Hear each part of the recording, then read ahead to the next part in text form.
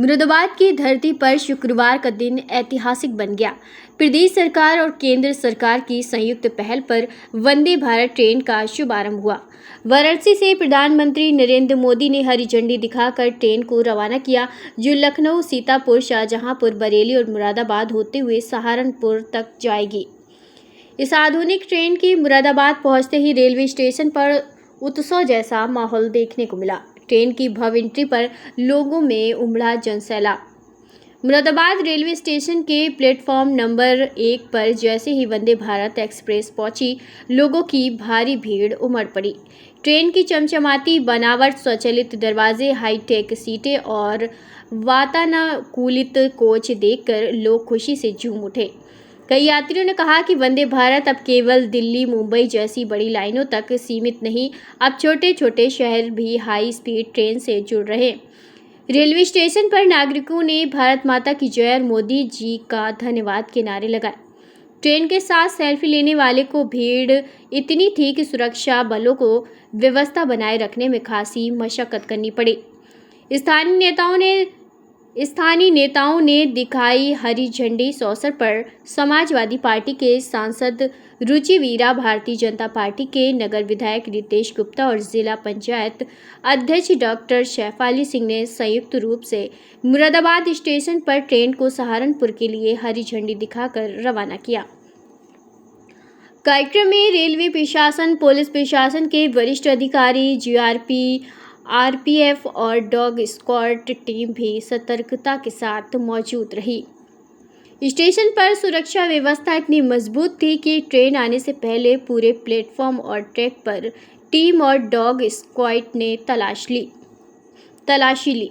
सपा सांसद रुचि वीरा ने कहा, इस मौके पर सपा सांसद रुचि वीरा ने कहा, मैं माननीय प्रधानमंत्री नरेंद्र मोदी जी को दिल से धन्यवाद देना चाहती हूँ, जिन्होंने मुरादाबाद वासियों को वंदे भारत जैसी आधुनिक सौगात दी है।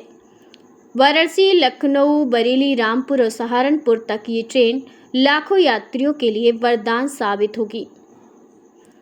उन्होंने आगे कहा कि इस ट्रेन का टाइम बहुत सुविधाजनक है, आम यात्रियों को अब आने जाने में परेशानी नहीं होगी।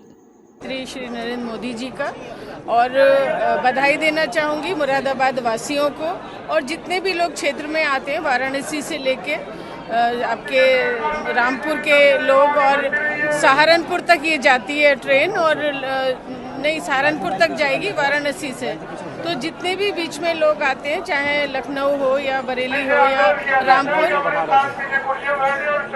तो मैं सब लोगों को बधाई देना चाहूँगी कि ये सबको भाई एक सुविधा हुई है, और इसका टाइमिंग्स भी बहुत अच्छे हैं, ताकि लोगों को आने जाने में सहूलियत होगी। मैं मुरादाबाद वालों सभी लोगों को बधाई देना चाहती हूँ। जैसे विपक्ष कहता रहा है कि रेल बेच दी, प्रधानमंत्री ने ये सब बेच दिया, वंदे भारत में निर्मित शुरू हुई है, इसको लेकर के क्या? देखिए, इसमें तो कोई शक नहीं है, प्राइवेटाइजेशन बहुत ज़्यादा हुआ है। मैं अभी कुछ दिनों पहले ट्रैवल कर रही थी, जयपुर गई हुई थी, तो मुझे वहाँ पता चला कि वो एयरपोर्ट जो है वो अडानी का है, और वहाँ लोगों ने बताया कि ऐसे ही पूरे हिंदुस्तान में 8 जो एयरपोर्ट है वो अडानी खरीद चुका है।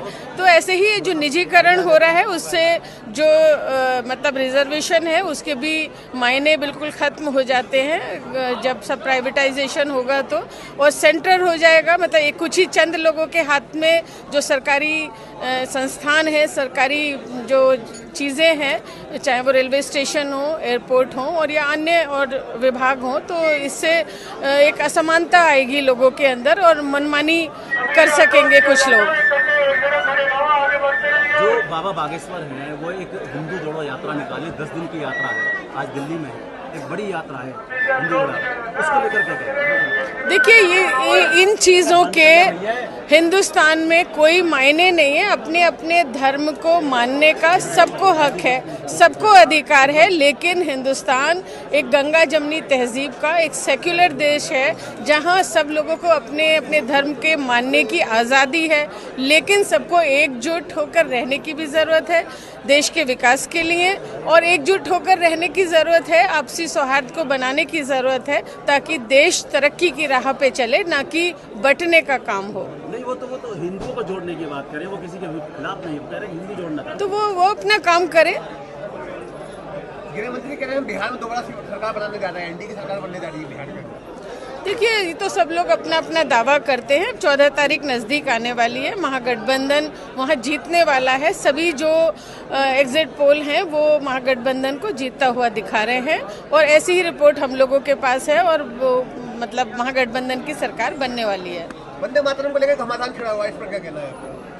क्या घमासान चढ़ा? वंदे मातरम को लेकर, गाने को लेकर देखिए किसी को क्या मतलब कंपेल करने की, किसी को विवश करने की क्या ज़रूरत है। जब एक तरफ उन्होंने ये भी कहा है कि हम देश के लिए जान दे सकते हैं, तो फिर इन सब बातों के कोई मायने नहीं है और राष्ट्रगीत गाने के लिए कोई मना नहीं करता है। धन्यवाद, थैंक यू।